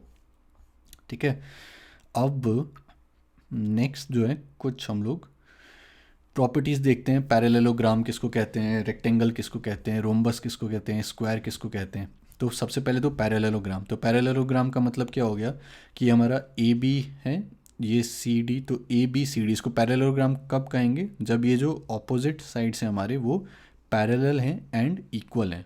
तो A B equal to C D and A D equal to B C. ठीक है, और फिर ये जो है ये इसके पैरेलल है, A B is parallel to C D and A D is parallel to B C. ठीक है, तो इस केस में क्या होगा कि ये इसको मान लो कि मैं अल्फ़ा कह रहा हूँ, ये एंगल को, ये एंगल बीटा है। ठीक है, तो क्योंकि ये पैरेलल है, ये पैरेलल है, तो अगर मैं इसको एक्सटेंड करूँ यहाँ पर तो ये वाला एंगल भी अल्फ़ा होना चाहिए, तो अल्फ़ा प्लस बीटा क्या होना चाहिए, पाई होना चाहिए। तो अल्फ़ा प्लस बीटा जो है वो 180 डिग्री होगा। ठीक है, ऑपोजिट एंगल्स जो होगा वो इक्वल होगा, तो ये अगर बीटा है तो ये बीटा होगा, ये अल्फ़ा है तो ये अल्फ़ा होगा, और फिर अल्फ़ा प्लस बीटा पाई, अल्फ़ा प्लस बीटा जो है ये भी पाई है ना। ये अगर अल्फ़ा है तो यहाँ पर भी एक्सटेंड करके सोच सकते हो कि अल्फ़ा होगा तो अल्फ़ा प्लस बीटा जो है वो पाई होगा। ठीक है, और इसमें क्या है कि डायगोनल्स जो हैं वो जनरली बाइसेक्ट नहीं करते हैं एक दूसरे को, सॉरी डायगोनल्स जो हैं वो बाइसेक्ट करते हैं, लेकिन generally they are not of equal length है ना। तो ज़रूरी नहीं है कि A C should not be equal to B D है ना, तो ज़रूरी नहीं है कि दोनों जो है सेम लेंथ का होगा, लेकिन जहाँ पर भी ये दोनों इंटरसेक्ट कर रहे हैं वहाँ पर जो ये बाइसेक्ट होगा। तो इसका मतलब क्या होगा कि ए ओ इक्वल टू ओ सी, और फिर ये जो ओ बी है this is equal to O D. ठीक है, तो डायगोनल्स जो हैं बाइसेक्ट करेंगे यहाँ पर। ठीक है, तो डायगोनल्स बाइसेक्ट ईच अदर। ठीक है, लेकिन एंगुलर बाइसेक्टर होना ज़रूरी नहीं है। तो ये खुद से यहाँ पर देख सकते हो कि ये साइड छोटा है, ये साइड काफ़ी लंबा है, तो डायगोनल जो होगा वो कुछ इस टाइप से होगा, तो ये एंगल हम लोग को क्लियरली छोटा दिख रहा है इससे है ना। तो ज़रूरी नहीं है कि ये एंगल और ये एंगल इक्वल हो। ठीक है, तो diagonals are not angular bisectors. ठीक है, तो उस टाइप से सोच सकते हैं। और कोई भी चीज़ अगर दिया हुआ है तो मान लो बोला गया है कि ये पैरेललोग्राम है, इसको प्रूव करो, तो हम लोग क्या कर सकते हैं कि या तो बोल दिया A B equal to C D है और फिर दोनों पैरेलल हैं, A B parallel to C D, तब हम लोग बोल सकते हैं ठीक है कि पैरेललोग्राम है। या फिर ये जो एडजेसेंट एंगल्स हैं इनका सम अगर लेंगे तो फिर पाई आना चाहिए, ठीक है, तब हम लोग बोल सकते हैं। या फिर डायगनल्स अगर बाइसेक्ट कर रहा है, डायगनल्स बाइसेक्ट ईच अदर, तब फिर हम लोग उसको बोल सकते हैं कि पैरेललोग्राम है, ठीक है। अब पैरेललोग्राम का ही कुछ स्पेशल केसेस हैं। तो मान लो कि हमारे पास पहले है रोम्बस, ठीक है। तो रोम्बस में क्या है कि rhombus is a parallelogram in which all sides are equal, ठीक है। तो इसमें क्या हो गया कि ये पैरेललोग्राम ही है लेकिन इसमें सारे साइड्स जो हैं वो इक्वल हो गए, ठीक है। तो A B equal to C D equal to A D equal to B C, ठीक है। तो सारे इक्वल हैं और फिर पैरेलल पैरेलल भी हैं। तो जो भी हमारा पैरेललोग्राम का प्रॉपर्टी है वो तो इसमें लागू होगा ही, लेकिन कुछ और एडिशनल प्रॉपर्टी इसमें आ जाएगा, ठीक है। तो एडिशनल प्रॉपर्टी क्या आएगा कि ये भी इक्वल है, ये भी इक्वल, दोनों इक्वल लेंथ का है, तो फिर ये जो डायगनल्स होगा वो एंगुलर बाइसेक्टर होगा, ठीक है। एंगल को जो है वो बाइसेक्ट करेगा और फिर ये दोनों इंटरसेक्ट करेगा, तो बाइसेक्ट तो करेगा ही एक दूसरे को क्योंकि पैरेललोग्राम ही है ये भी। तो एंगल जो होगा यहाँ पर वो 90 डिग्री होगा, ठीक है। तो डायगनल्स जो होगा वो परपेंडिकुलर होगा एक दूसरे का। और फिर ये जो डायगनल्स हैं इन जनरल इक्वल लेंथ के नहीं है, ठीक है। फिर पैरेललोग्राम का और एक है रेक्टेंगल, ठीक है। तो रेक्टेंगल में क्या है कि जितने भी ये एंगल्स हो गए हमारे, ये सारे के सारे जो हैं ये 90 डिग्री हो गए, ठीक है। It is a parallelogram in which all angles are 90 degrees.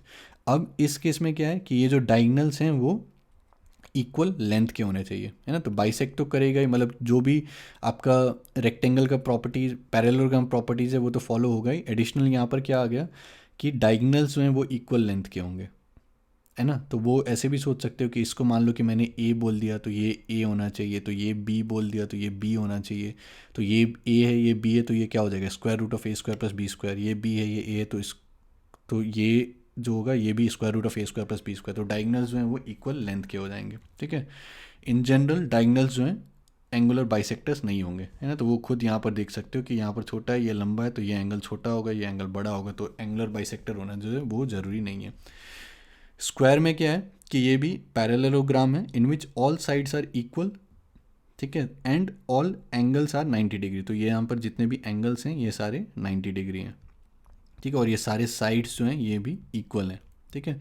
इस केस में क्या हो जाएगा, डायगनल्स जो होगा वो परपेंडिकुलर होगा एक दूसरे का, डायगनल्स जो होगा वो इक्वल लेंथ का भी होगा, और डायगनल्स जो होंगे वो एंगुलर बाइसेक्टर भी होंगे, ठीक है। तो ये सारे प्रॉपर्टीज जो हैं ये जानने से अच्छा रहेगा, ठीक है। नेक्स्ट हमारे पास है कि मान लो हमारे पास 3 कोऑर्डिनेट्स दिए गए हैं, है ना। तो ये दिए गए हैं ए बी सी, तीनों के कोऑर्डिनेट्स दिए गए हैं, ट्रायंगल ए बी सी है और तीनों वर्टिसेस जो हैं उनके कोऑर्डिनेट्स पता है। तो ए x1 y1, B x2 y2 और सी जो है x3 y3। तो इसमें मान लो कि इसका एरिया निकालना है, area of triangle A B C. तो इसको कैसे निकालते हैं, मॉड्यूलस ऑफ दिस डेल्टा, ठीक है। तो इसमें डेल्टा क्या है कि हाफ ऑफ दिस डिटर्मिनेंट, ठीक है। तो डिटर्मिनेंट में क्या आ जाएगा x1 x2 x3, x1 x2 x3, y1 y2 y3 और फिर 1 1 1, ठीक है, हाफ इसका। आई होप डिटर्मिनेंट निकालने आपको आता होगा, नहीं तो फिर अभी हम लोग बेसिक देखेंगे थोड़ी देर में। तो मान लो कि इस टाइप से ए बी सी डी, ठीक है। तो ये डिटर्मिनेंट क्या हो जाएगा कि इसको मल्टीप्लाई करो इधर ए डी फिर माइनस बी सी, ठीक है, A D minus B C, इस टाइप से हो जाएगा, ठीक है। तो और 3/3 को कैसे करते हैं वो अभी हम लोग देखेंगे। और बाद में जब डिटर्मिनेंट्स का चैप्टर्स पढ़ोगे या फिर पढ़ चुके हो तो उसमें ये भी देख सकते हो कि अगर 1 1 1 है तो फिर यहाँ पर हम लोग ज़ीरो बना सकते हैं कि इसको इससे सब्ट्रैक्ट कर दिया, इसको इससे सब्ट्रैक्ट कर दिया, तो प्रॉपर्टीज़ ऑफ डिटर्मिनेंट लगा के जो है वो हम लोग इसको एवेल्युएट कर सकते हैं। और फिर ये वाला जो ये मॉड्यूलस है, तो मॉड्यूलस का मतलब क्या है कि मान लो इसको एवेल्युएट किया, कुछ माइनस आ गया, है ना। तो ट्रायंगल का एरिया है, तो एरिया तो माइनस में नहीं बोलेंगे, तो उसका मॉड्यूलस हम लोग लेंगे, ठीक है। तो ये जो है ये डिटर्मिनेंट है यहाँ पर और ये जो है यहाँ पर मॉड्यूलस है। तो इस हिसाब से ट्रायंगल का एरिया निकाल सकते हैं। ट्रायंगल का एरिया निकालने का और एक तरीका क्या है कि ये जो x1 y1 है, तो मान लो x1 y1 लिख दिया, फिर यहाँ पर x2 y2 लिख दिया, फिर यहाँ पर x3 y3 लिख दिया और फिर से x1 y1 को जो रिपीट कर दिया। फिर हम लोग क्या कर सकते हैं, x1 y2 मल्टीप्लाई फिर माइनस x2 y1, तो x1 y2 minus x2 y1, ठीक है। फिर x2 y3 minus x3 y2, फिर x3 y1 minus x1 y3, ठीक है। तो ये पूरा जो भी आएगा इसका हाफ, ठीक है, और इसका जो है मॉड्यूलस फिर से, ठीक है। मॉड्यूलस क्यों? क्योंकि फिर से वही नेगेटिव आएगा, तब फिर उसका जो हम लोग को बस मैग्नीट्यूड लेना है, ठीक है। और ये पॉजिटिव नेगेटिव क्यों आ रहा है? क्योंकि अगर हम लोग क्लॉकवाइज लें या फिर क्लॉकवाइज लें या फिर एंटी क्लॉकवाइज लें, तो उस हिसाब से जो है पॉजिटिव नेगेटिव वो वहाँ पर आते रहेगा, ठीक है। तो उसके डिटेल में अभी नहीं जा रहे हम लोग। तो मान लो कि बोल दिया गया कि 3 पॉइंट्स कोलिनियर है कि नहीं वो चेक करो, ठीक है। तो वो करने का एक ये तरीका हो गया कि अगर कोलिनियर है, मतलब क्या तीनों एक ही लाइन पर लाई करेगा, तो उसका जो भी ट्रायंगल बनेगा तो ट्रायंगल का एरिया 0 आएगा, है ना। तो ये जैसे बी है, मान लो ये सी है, और ये जो ए है ये मान लो इसी के ऊपर लाई कर रहा है ना। तो ये जो ट्रायंगल का अगर हम लोग एरिया निकालेंगे तो वो 0 आना चाहिए। तो ये चेक करने का हो गया कि if points A B C are collinear, तो determinant of x1 x2 x3 y1 y2 y3 फिर 1 1 1, तो ये जो ये 0 आना चाहिए, ठीक है। तो ये सब कुछ चीज़ें हैं। फिर मान लो कि ऐसे ही हमारे पास n साइडेड है पॉलीगॉन्स, तो जैसे यहाँ पर 3 साइड्स हैं ट्रायंगल में, ऐसे ही मान लो कि n साइडेड है, ठीक है। तो उसका एरिया कैसे निकालते? तो मान लो a1 है, ठीक है, जिसका कोऑर्डिनेट है x1 y1, ठीक है। a2 है जिसका कोऑर्डिनेट है x2 y2, a3 है जिसका x3 y3, so on up to an है जिसका xn yn। तो हम लोगों ने अभी जो सीखा उसको यहाँ पर भी यूज़ कर सकते हैं कि x1 y1 लिख दो, फिर x2 y2 लिखो, फिर x3 y3 लिखो, फिर x4 y4 लिखो, so on up to xn yn लिखो, फिर लास्ट में फिर से x1 y1, ठीक है। हाफ ऑफ फिर मॉड्यूलस इसका, तो इसमें क्या होगा x1 y2 minus x2 y1, ठीक है, प्लस फिर x2 y3 minus x3 y2 plus x3 y4 minus x4 y3 and so on up two plus xn y1 minus x1 y1। तो वो जो भी वैल्यू आएगा वो हमारा एरिया हो जाएगा। तो एक एग्जांपल मान लो कि ये क्वाड्रिलेटरल दिया हुआ है ए बी सी डी, मतलब कि 4 साइड्स हैं, ठीक है, चारों के कोऑर्डिनेट्स दिए गए हैं, और फिर बोला गया कि इसका एरिया निकालो। तो एरिया में क्या होगा कि 1 1, तो 1 1 यहाँ पर लिख दिया, फिर 7 माइनस 3 7 माइनस 3, फिर 12 2 12 2, फिर 7 21 7 21, और फिर ये जो स्टार्टिंग वाला था 1 1 इसको रिपीट करके लिख दिया। अब क्या करना है? This into this minus this into this, तो -3 -7, फिर this into this minus this into this, तो ये 14, फिर माइनस माइनस प्लस हो जाएगा तो 36, फिर दिस इंटू दिस 252 माइनस 14, फिर दिस 7 माइनस 21, ठीक है, हाफ ऑफ इसका, ठीक है। तो इसको इवेल्युएट करेंगे तो हाफ इंटू 264 आ जाएगा, तो वो 132, ठीक है। तो इस हिसाब से जो है कर सकते हैं। फिर डिटर्मिनेंट्स का अगर मैं बहुत ही बेसिक दिखा दूँ, तो जैसे ये 2/2 का डिटर्मिनेंट है, तो ए बी सी डी, तो इसको कैसे निकालेंगे? A D minus B C, ठीक है। तो -2 1 -1 3 है, तो -6 + 1 -5 हो जाएगा। फिर ऐसे अगर मान लो कि 3 × 3 का है, तो इसमें क्या करते हैं कि 2 को लिया, फिर यहाँ पर जो भी बचा, ठीक है, तो इसको कैसे लिख सकते हैं? 2 × 2 - 1 4 2, ठीक है। तो ये प्लस के साथ लेंगे, फिर यहाँ पर माइनस, तो -1 टाइम्स फिर ये 1 - 1 3 2, ठीक है, 1 - 1 3 2, प्लस माइनस फिर प्लस यहाँ पर, ठीक है। तो प्लस ऑफ -3 फिर इसको हटा दो, इसको हटा दो, यहाँ पर जो भी बच गया 1 2 3 4, ठीक है, 1 2 3 4। तो इसको फिर से इवेल्युएट करो कि 4 माइनस ऑफ -4, तो 4 + 4 ये 8 आ जाएगा, फिर -1 टाइम्स 2 + 3 आ जाएगा, फिर -3 टाइम्स 4 -6 आ जाएगा। तो बस इसको इवेल्युएट करो यहाँ से 17, ठीक है।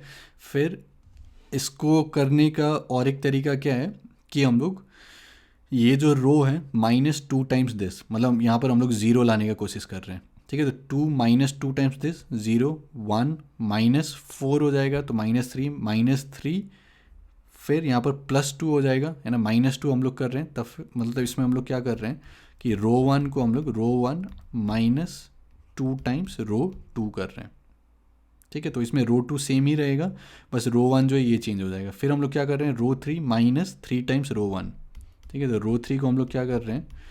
रो 3 -3 टाइम्स रो 2, सॉरी, है ना। तो इसमें 3 - 3 0, 4 -6 -2 2 + 3 5, ठीक है। तो इस केस में क्या होगा? अगर हम लोग यहाँ से एक्सपैंड कर देंगे तो 0 टाइम्स यहाँ पर, तो इसको अगर हम लोग एक्सपैंड करके लिखेंगे तो 0 टाइम्स 2 - 1 -2 5, ठीक है। फिर यहाँ पर लिया तो प्लस के बाद माइनस, तो -1, तो -1 के बाद यहाँ पर ये आ जाएगा -3 -1 -2 5, ठीक है। और फिर यहाँ पर 0 टाइम्स जो भी, ठीक है। तो इस केस में बस ये तो 0 हो गया, ये 0 हो गया, तो बस इसको एवेल्युएट करना है, ठीक है। तो -15 फिर -2, तो -17 × -1 ये 17, ठीक है।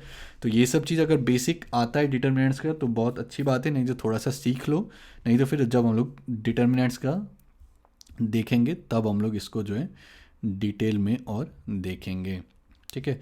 तो मान लो कि जैसे ये क्वेश्चन है, तो वीडियो को पॉज करो, खुद से ट्राई करो। तो ये तीनों पॉइंट्स दिया गया और बोला गया कि कोलिनियर है और फाइंड लैम्डा। तो डिटर्मिनेंट ऑफ दिस 2 5 लैम्डा, फिर 3 -1 3 लैम्डा प्लस 4 1 1 1। ठीक है, दिस इज इक्वल टू 0। तो इसमें मैंने क्या किया, रो 2 माइनस रो 1। ठीक है, तो 5 -2 3 -1 -3 -4 1 -1 0। ठीक है, फिर रो 3 माइनस रो 1, तो लैम्डा -2 3 लैम्डा प्लस 1 और फिर 1 -1 0। ठीक है, तो अब बस यहाँ से एक्सपेंड कर दो इसको, तो प्लस माइनस प्लस, तो ये जीरो के साथ जीरो आएगा, तो बस इसके साथ देखना है क्या आएगा। तो इसके साथ ये आ जाएगा 9 लैम्डा प्लस 3 फिर माइनस टाइम्स दिस। ठीक है, तो यहाँ से सॉल्व कर लो, तो लैम्डा इज इक्वल टू 5/13। ठीक है, तो इस हिसाब से कर सकते हैं, या फिर जो ट्राइंगल का एरिया इस हिसाब से निकालते कि 2 3 लिखो, फिर 5 -1 लिखो, फिर लैम्डा 3 लैम्डा प्लस 4 लिखो, फिर 2 3 लिखो, फिर एरिया निकालो, उसको जीरो को इक्वल जो है इक्वेट कर दो। ठीक है, तो वहाँ से भी लैम्डा हम लोग निकाल सकते हैं। ठीक है, अब नेक्स्ट जो है, जैसे हम लोगों ने ये देखा था कि सेंट्रोइड हम लोग कैसे निकालते हैं, कि ये हमारा ट्राइंगल मान लो ABC है, तो ये मिड पॉइंट यहाँ से पास करेगा, तो सेंट्रोइड इसके ऊपर लाई करेगा, तो ये मीडियन है हमारा, तो इसको 2:1 के रेशियो में डिवाइड करेगा। तो ये जो मिड पॉइंट है इसका कोऑर्डिनेट क्या होगा, x2 + x3/2 y2 + y3/2। तो ये इसको जो है 2:1 के रेशियो में डिवाइड कर रहा है। तो बस आ गया यहाँ से कि 2 times this plus 1 times this divided by 2 + 1 3 है ना। फिर उस तरीके से जो हम लोगों ने सेंट्रोइड निकाला था। ठीक है, और ये बहुत ही इंपॉर्टेंट चीज़ है जो कि याद रखना है कि ऑर्थोसेंटर, सेंट्रोइड, सरकम सेंटर, तो सेंट्रोइड जो है 2:1 के रेशियो में इसको डिवाइड करेगा। ठीक है, तो इस टाइप के क्वेश्चन जो है काफ़ी पूछे जा सकते हैं कि मान लो ऑर्थोसेंटर दिया हुआ है, ठीक है, सेंट्रोइड दिया हुआ है और फिर सरकम सेंटर निकालने बोला है। ठीक है, तो बस ये ऑर्थो सेंटर हो गया 2 3, ये हमारा सेंट्रोइड हो गया 5 -1 और फिर ये सरकम सेंटर हो गया x, y जो कि हम लोग को निकालना है। तो एक निकालने का क्या तरीका हो गया कि ये 2:1 के रेशियो में डिवाइड कर रहा है, तो हम लोग क्या बोल सकते हैं कि ये 5 क्या होना चाहिए, 2 times x plus 1 times 2 divided by 2 + 1 3 है ना। तो यहाँ से x आ जाएगा। फिर हम लोग -1 को क्या बोल सकते हैं, 2 times y plus 1 times 3 divided by 2 + 1 है ना। तो यहाँ से y आ जाएगा।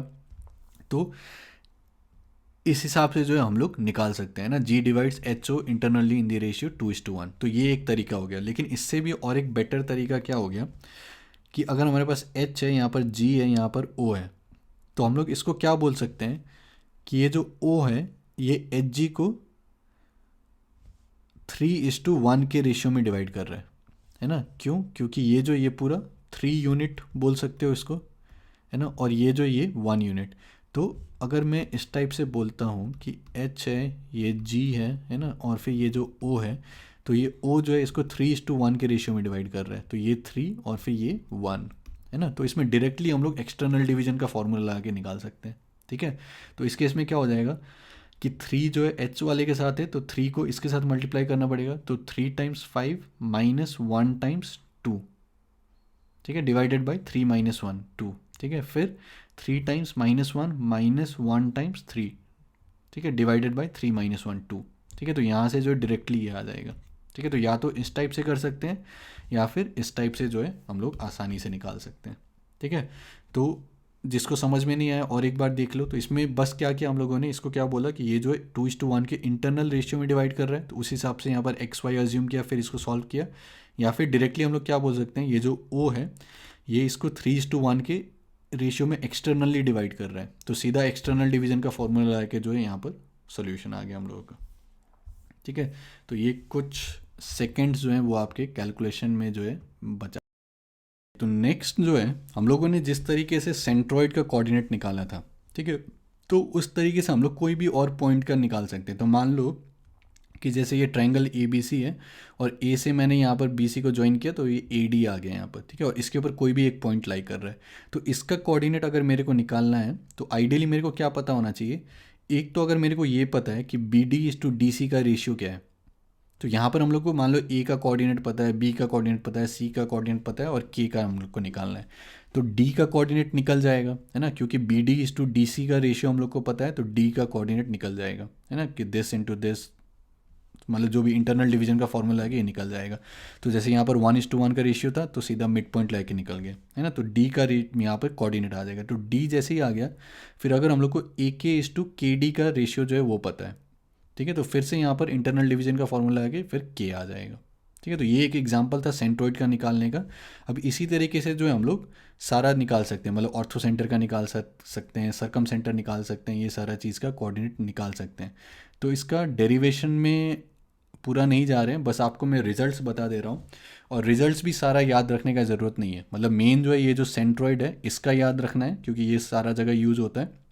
फिर इन सेंटर का जो है वो याद रखना होगा, और ये जो ऑर्थो सेंटर है, सरकम सेंटर है, तो इसका बस मैं यहाँ पर लिखा दे रहा हूँ, लेकिन ये यूज़ नहीं होगा कहीं पर भी। मतलब मैंने अभी तक तो नहीं देखा जहाँ पर कि ये सारा लगा के फिर आपको यूज़ करना है। मतलब तो मैंने बस फॉर्मूला यहाँ पर लिखा दिया है, बस दिमाग में होना चाहिए कि इस टाइप से जो है हो सकता है, ठीक है। तो ऑर्थो सेंटर कैसे कैलकुलेट करते हैं, तो जैसे ये मान लो ए है, तो ये x1 y1 है, ठीक है, ये मान लो x2 y2 है, ये मान लो x3 y3 है, ठीक है। तो इस केस में ये क्या हो जाएगा ऑर्थो सेंटर कि x1 times ten A plus x2 times ten B plus x3 times ten C divided by x1 plus x2 plus x3, ठीक है। फिर यहाँ पर जो है y1 ten A plus y2 ten B plus y3 ten C divided by, ये जो है ये यहाँ पर x1 plus x2 plus x3 नहीं होना चाहिए, ये समेशन ऑफ टेन ए होना चाहिए यहाँ पर, ठीक है। मतलब कि ten A plus ten B plus ten C होना चाहिए, ठीक है। तो इसको करेक्ट कर लेना, मतलब यहाँ पर जो है समेशन टेन ए, तो ये इसी को जो है शॉर्ट हैंड नोटेशन में लिखा गया है, ठीक है, कि y1 ten A plus y2 ten B plus y3 ten C divided by ten A plus ten B plus ten C, ठीक है। तो उस हिसाब से जो ये हमारा ऑर्थो सेंटर आ जाएगा, ठीक है। फिर जो सरकम सेंटर है ओ, उसमें क्या हो जाएगा, सेम चीज़ है, बस टेन ए की जगह पर जो है साइन टू ए आ जाएगा। मतलब x1 sine two A plus x2 sine two B plus x3 sine two C divided by sine two A plus sine two B plus sine two C, ठीक है। फिर y1 sine two A plus y2 sine two B plus y3 sine two C divided by sine two A plus sine two B plus sine two C, ठीक है। तो ये सब चीज़ ये याद नहीं रखने से भी चलेगा, ये भी याद रखना ज़रूरी नहीं है, लेकिन सेंट्रोइड का जो है वो याद होना चाहिए, ठीक है। अब इसी में इन सेंटर कैसे निकलता है, इन सेंटर का क्या है कि तो ये अगर ए बी सी बोल रहे हैं तो ये बी सी को हम लोग स्मॉल ए से डिनोट करते हैं, है ना। फिर बी का जो ऑपोजिट है ए सी, इसको स्मॉल बी से, और फिर ये सी का जो ऑपोजिट है ए बी, इसको स्मॉल सी से, ठीक है। तो इसके इसमें इन सेंटर क्या हो जाएगा, A times x1 plus B times x2 plus C times x3 divided by A plus B plus C, ठीक है। फिर A times y1 plus B times y2 plus C times y3 divided by A plus B plus C, ठीक है। और short hand लिखने का ये तरीका है कि summation of A x one, मतलब सारे सिमेट्रिक टर्म्स को हम लोग यहाँ पर लिख रहे हैं इस टाइप से कि A x one plus B x two plus C x three divided by A plus B plus C, A y one plus B y two plus C y three divided by A plus B plus C. तो ये इन centre का याद रख लो क्योंकि आसान है, और फिर ये जो सेंट्रोइड है इसको याद रख लो, और ये जो ऑर्थो सेंटर सरकम सेंटर इसका बस दिमाग में होना चाहिए कि इस हिसाब से है ना। और ये भी याद रखना बहुत मुश्किल नहीं है कि ऑर्थो सेंटर के साथ जो है टेन वाला आ जाएगा, ten A ten B ten C, और ये जो सरकम सेंटर है यहाँ पर sine two A sine two B sine two C ये सब आ जाएगा, ठीक है। और ये जो एक्सेंट ये भी याद रखने का ज़रूरत नहीं है, लेकिन मैंने बस यहाँ पर लिखा दिया है। तो मान लो कि ये ए बी सी है, और फिर साइड ए के ऑपोजिट ये जो सर्कल एक्स सर्कल आ रहा है, एक्स सेंटर लिखना है इसका, ठीक है। तो इसमें बस क्या हो जाएगा, जो इन सेंटर वाला फॉर्मूला है वही सेम रहेगा, बस इसके ऑपोजिट है, तो स्मॉल ए जो लिख रहे थे वहाँ पर माइनस ए आ जाएगा। तो minus A times x one plus B times x two plus C times x three divided by minus A plus B plus C, फिर minus A times y one plus B times y two plus C times y three divided by minus A plus B plus C, ठीक है। तो ये कुछ properties हैं जो कि याद होने चाहिए, ठीक है। तो उसमें बस जो सेंट्रोइड वाला फॉर्मूला था वो याद करना है, इन सेंटर वाला जो है वो याद करना है, ठीक है। अब नेक्स्ट क्या एक प्रॉपर्टी है कि एक अगर मान लो आइसोसेलेस ट्रायंगल है, ठीक है, तो ये आइसोसेलेस ट्रायंगल है, तो इसमें मान लो ए बी और ए सी जो है वो इक्वल है, ठीक है। फिर मान लो यहाँ से हम लोगों ने परपेंडिकुलर ड्रॉप दिया है यहाँ पर ए डी, ठीक है। तो इस केस में क्या हो गया कि ये इक्वल है, ये इक्वल है ना। और ये 90 डिग्री, ये 90 डिग्री, तो ये एंगल भी इक्वल होना चाहिए। फिर ये साइड इक्वल है तो साइड एंगल, और ये तो कॉमन साइड हो गया, तो इसका मतलब क्या होगा, दोनों कॉन्ग्रुएंट ट्रायंगल्स हो गए, है ना। तो इसका मतलब क्या होगा, B D equal to D C हो गया, ठीक है। तो इस केस में क्या हो जाएगा कि जो भी ऑर्थो सेंटर है ना, तो ऑर्थो सेंटर ये एल्टीट्यूड के ऊपर लाई करेगा, तो ये इसी लाइन के ऊपर कहीं लाई करेगा। फिर जो हमारा सरकम सेंटर है तो वो भी परपेंडिकुलर बाइसेक्टर के ऊपर लाई करेगा, तो बी डी और डी सी जो है वो भी इक्वल है यहाँ पर, है ना। ये अभी हम लोगों ने यहाँ पर प्रूव किया। तो ये हमारा जो ये परपेंडिकुलर बाइसेक्टर भी हो गया, तो हमारा जो सरकम सेंटर है वो भी इसी के ऊपर लाई करेगा। फिर सेंट्रॉइड क्या है कि जो इसको मिड पॉइंट से जोड़ता है, तो मीडियन भी है ये, है ना। तो मतलब मीडियन के ऊपर लाई करेगा सेंट्रॉइड, तो सेंट्रॉइड भी इसके ऊपर लाई करेगा। फिर इन सेंटर क्या है कि एंगल्स को जो डिवाइड करता है ना, तो ये एंगुलर बाइसेक्टर भी है यहाँ पर। तो इन सेंटर जो है वो भी इसके ऊपर लाई करेगा। तो आइसोसेलेस ट्राइंगल है, तो उसके उस केस में क्या हो जाएगा कि एच जी ओ और फिर इन सेंटर जो है वो भी सारे जो है सेम लाइन पर लाई करेगा, ठीक है। तो एक छोटा सा क्वेश्चन यहाँ पर देख लेते हैं। तो इसमें क्या बोल रहा है, let coordinates of vertices of a triangle are this. तो मान लो कि एक 0 0 दे दिया है, फिर एक 4 0 दिया है, और फिर एक जो है 0 3 दिया है। तो इसको प्लॉट करने से सीधा हम लोग को क्या दिखेगा, यहाँ पर ये एक राइट एंगल ट्राइंगल बना रहा है, ठीक है। तो जैसे ही राइट एंगल ट्राइंगल बन गया तो उसका मतलब क्या हो गया, ये जो हमारा ये ऑर्थो सेंटर हो गया। क्यों, क्योंकि यहाँ से परपेंडिकुलर ड्रॉप डालेंगे, यहाँ से परपेंडिकुलर ड्रॉप डालेंगे एल्टीट्यूड, तो दोनों यहाँ पर बाइसेक्ट, मतलब दोनों यहाँ पर इंटरसेक्ट करेगा। तो ये जो ये हमारा ऑर्थो सेंटर हो गया। तो ऑर्थो सेंटर सीधा हम लोग लिख सकते हैं ओरिजिन हो गया। सरकम सेंटर क्या होगा कि राइट एंगल ट्राइंगल हो गया, तो अगर मैं सर्कल बनाऊंगा तो फिर ये पी क्यू जो है डायमीटर हो जाएगा, तो ये दोनों का मिड पॉइंट जो होगा वो हमारा सरकम सेंटर हो जाएगा, ठीक है। फिर ये 4 है, ये 3 है, तो ये 5 है ना। तो इन सेंटर अगर पूछा है तो सीधा फॉर्मूला लगा देंगे, ए x1 है ना plus B y1 plus C, sorry A x1 plus B x2 plus C x3। मतलब कि मैं इसको ले रहा हूँ 5 into 0 plus 4 into 0 plus 3 into 4, ठीक है, डिवाइडेड बाई 5 प्लस 4 प्लस 3, ठीक है। फिर सिमिलरली यहाँ से ही स्टार्ट करते हैं, 5 into 0 plus 4 into 3 plus 3 into 0 divided by 5 plus 4 plus 3, ठीक है। तो उस हिसाब से हम लोग यहाँ पर लिख सकते हैं, ठीक है। तो यहाँ से जो सीधा इन सेंटर आ जाएगा, ठीक है। फिर सरकम रेडियस अगर निकालना है तो ये पूरा 5 है, तो यहाँ से ये होगा हमारा सरकम रेडियस, है ना, तो 5 का आधा, ठीक है। तो 5/2 जो है वो हमारा सरकम रेडियस आ जाएगा। तो इस हिसाब से जो हम लोग सॉल्व कर सकते हैं। फिर नेक्स्ट ये जो सेट ऑफ क्वेश्चंस हैं इसको एज एन एक्सरसाइज ले सकते हो आप लोग, ठीक है। फिर हम लोग आगे जो इसका सोल्यूशन देखेंगे, ठीक है। तो ये 1 2 3 4 5 क्वेश्चंस हैं, इसको सॉल्व करो और फिर आगे जो है हम लोग सोल्यूशंस देखेंगे, ठीक है। और जो भी प्रॉब्लम सेट्स आप लोग को दिए जा रहे हैं वो सारा भी आप लोग सॉल्व करते रहो।